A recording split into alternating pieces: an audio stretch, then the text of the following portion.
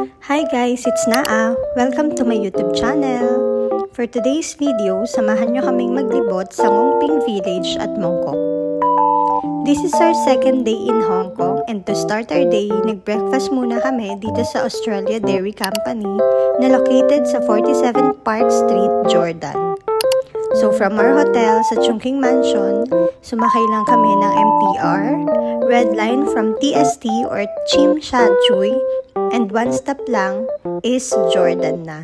Nakikita nga namin tong restaurant na to sa mga galing din dito sa Hong Kong na nire-recommend talaga nila ang breakfast set na starts from 43 HKD or around 300 to 350 pesos. I'm not a fan of Chinese food pero I'll give it 7 over 10 since nakaya ko siyang kainin, unlike other Chinese food na di ko talaga kaya. After breakfast, dumiretso na nga kami papuntang Ngongping 360. From restaurant, lumakad lang kami ng konti papuntang bus stop and pwede kayong sumakay sa bus numbers N11, N21 or E23. Bababa kayo sa Tung Chung Fire Station, Shun Tung Road. Around 40 minutes to 1 hour ang biyahe. Pagbaba nyo ng bus, may escalator sa gilid ng City Gate Outlets. Doon kayo pipila paakyat dahil doon ang sakayan ng mga cable cars papuntang Ngongping Village. Sa Klook kami bumili ng ticket which cost around 2,020 pesos per person for standard cabin and round trip na din.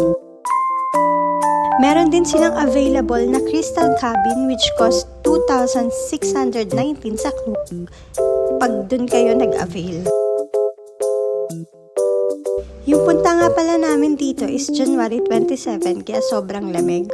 Umabot pa ata to ng 10 degrees pababa kaya yung time na punta namin dyan is sobrang sama ng pakiramdam ko and nilagnat na talaga ako. Pero dahil gala is life, carry lang.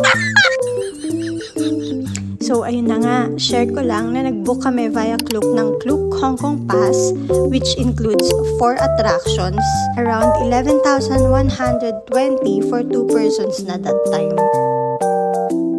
Included na doon yung tickets for Ngongping 360 cable car, Victoria Peak tram round trip na siya, and Sky Terrace, Madame Tussauds at Monopoly Drinks.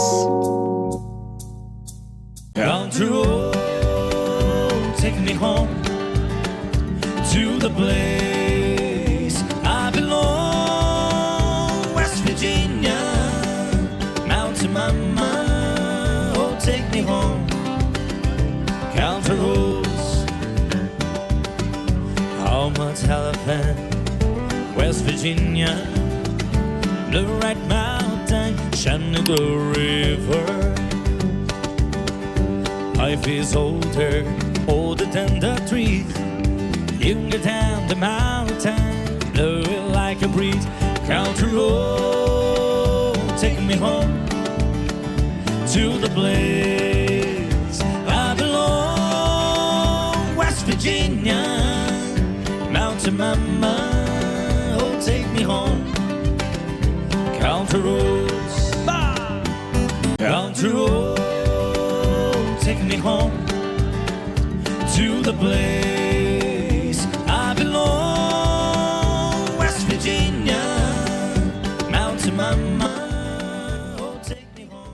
Ngongping 360 is famous for its breathtaking cable car ride and the iconic Tian Tan Buddha or yung tinatawag nilang the Big Buddha, which symbolizes daw ng union of man and nature. At alam nyo ba na it will take you 268 steps para makarating ka sa taas. Grabe, napakataas nga ng kailangan mong akyatin para makarating ka sa mismong Buddha at sa 3-story exhibition hall na nasa loob nito. Pero super worth it ang pagod dahil napakaganda nga at napakalaki nga nito sa malapitan. Parang mas malaki pa yung isang daliri niya kaysa sa isang tao. Wow!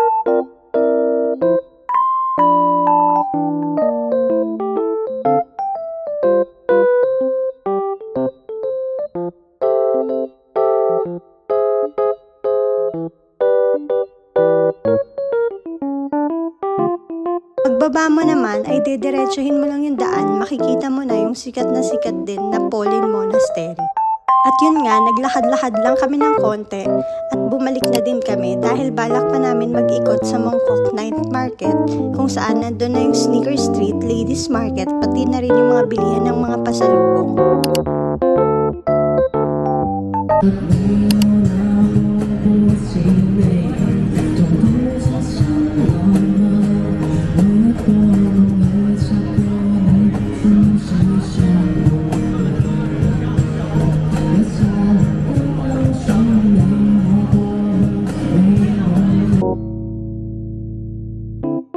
Sobrang laki ng Mongkok kaya nakalimutan ko na kung saan kami bumili ng pasalubong.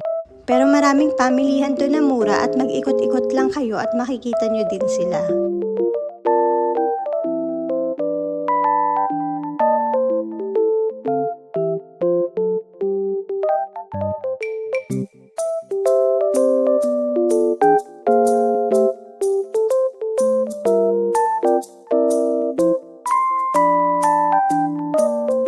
Sinubukan din namin tong ice cream na pinipilahan dito kahit malamig ang panahon.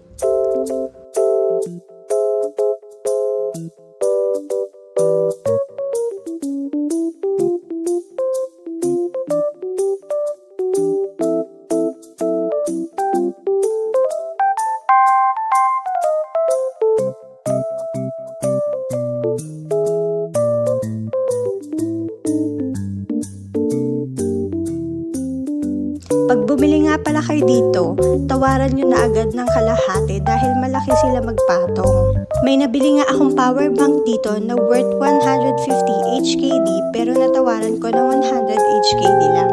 Pero pag uwi ko dun ko na na-realize na hindi siya worth it dahil nga bukod sa mahal ay parang yung binibenta lang din dito sa atin na madaling malubat. Hello, how much is it? 150? Yeah. What's the last price? 130 for you, okay? May 100. 120, okay? I'll just come back. Di ba? I'll just come back. Kailangan kaya naman di pero sila. 100? 100. Ben! 100 daw. 150. Ikaw lang. Tapos ano? 130. After namin mag-ikot-ikot at mamili ng konti, bumalik lang kami sa hotel para ibaba yung mga napamili namin at dumiretso na nga kami dito sa Ichiran. Sa likod lang to ng Chungking Mansion kung saan kami nagsistay. At ang mga menu nga nila ay nagsastart ng 98 HKD or around 700 to 750 pesos. Waiting time nung nandito kami is 30 to 45 minutes dahil madami ngang kumakain at madami pa din nakapila kahit halos madaling araw na. Nagbubukas sila ng 9 AM at nagsasara naman sila ng 1:30 AM. Sa pagkakaalam ko, may branch din sila sa Causeway Bay na nagsasara ng 5 AM at sa Mongkok na nagsasara naman ng 4 AM. Itlog. Ha? Pwede. Sige. Sa'yo. Pwede naman. Sige, sa'yo na lang. Ayun, meron.